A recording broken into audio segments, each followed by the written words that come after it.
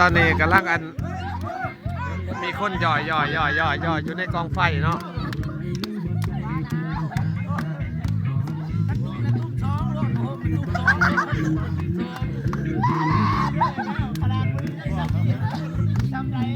สมัครหัวเขาหรือสมัครเปล่าดีนะ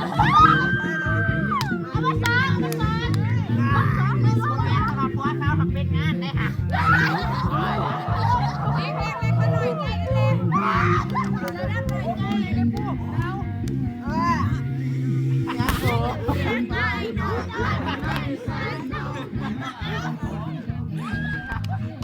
คืนบินแล้ว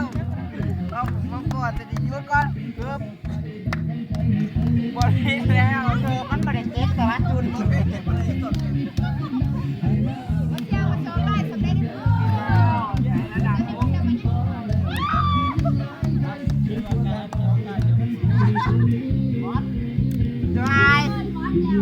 นั่นพระเจ้าต้องขึ้นห้างฮะ